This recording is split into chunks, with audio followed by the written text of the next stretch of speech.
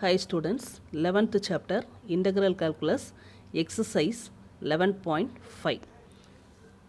See the first sum, x power 3 plus 4x squared minus 3x plus 2 divided by x squared.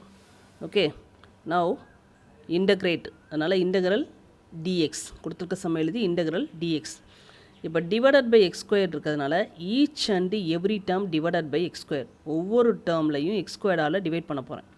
அப்போ x cube by x squared plus 4x squared by x squared minus 3x by x squared plus 2 by x squared. Okay, now cancel x balance. Here cancel balance 4. Here cancel minus 3 by x. Here plus 2 by x squared dx.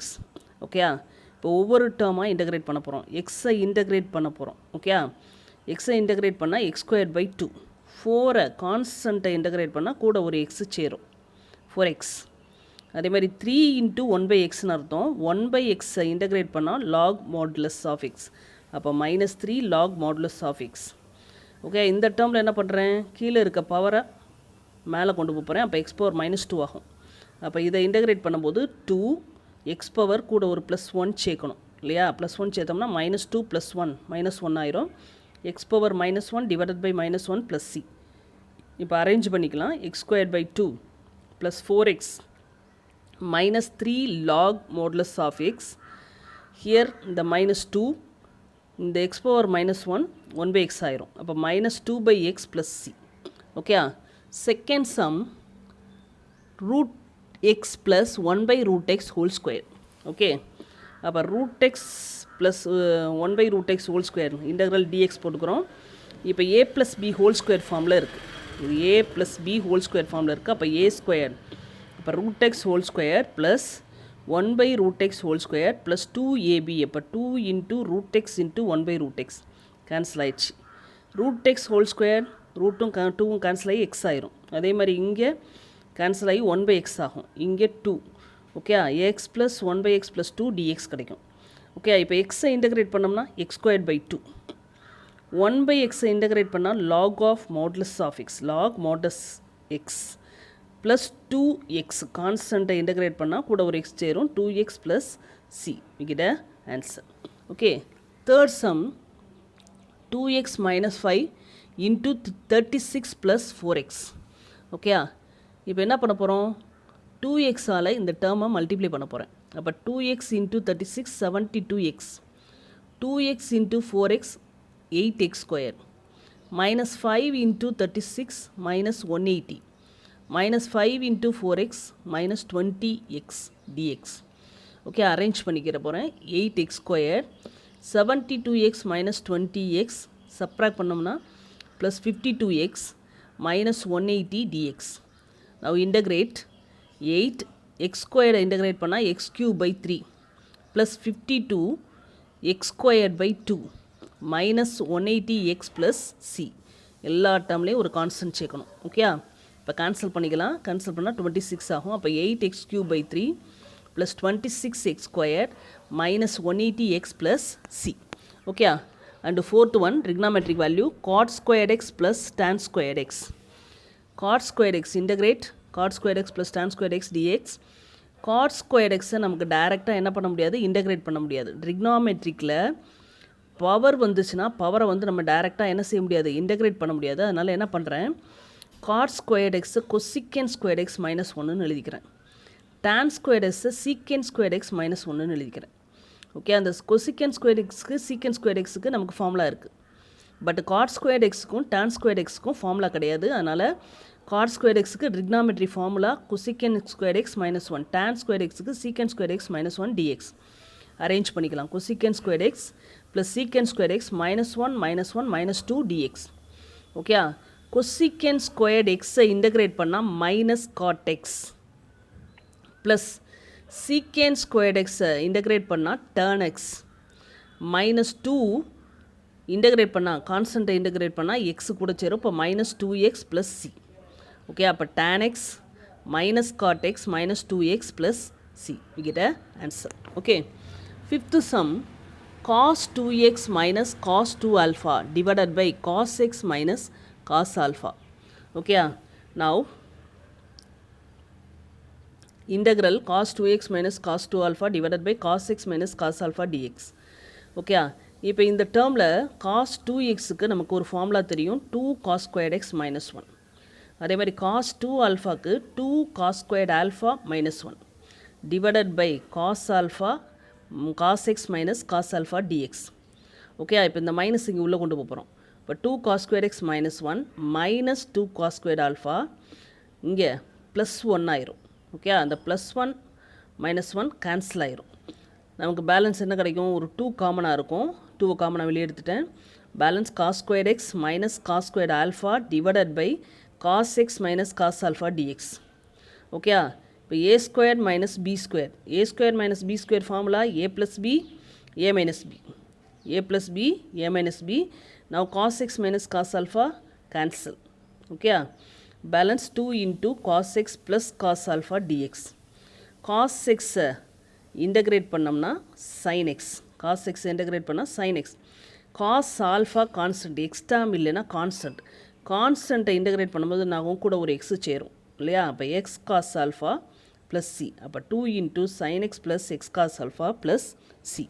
Okay, sixth one, cos 2x divided by sin squared x cos squared x. cos 2x divided by sin squared x cos squared x integral dx. cos 2xக்கு another one formula இருக்குது இல்லையா. cos 2xக்கு 4 formula இருக்குது. இப்போ another one formula போடுறோம். cos squared x minus sin squared x ஒரு formula, trigonometric formula.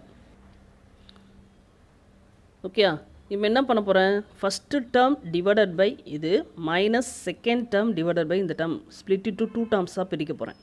அப்போ cos squared x divided by sin squared x cos squared x dx minus sin squared x divided by sin squared x cos squared x dx. cos squared x cancel, here sin squared x cancel. Okay, balance integral 1 by sin squared x dx integral 1 by cos squared x dx. Okay, அப்போ 1 by sin squared x dx நான் எப்படி எழுதிக்கலாம், cosecant squared x னு எழுதிக்கலாம். 1 by cos squared x secant squared x னு எழுதிக்கலாம்.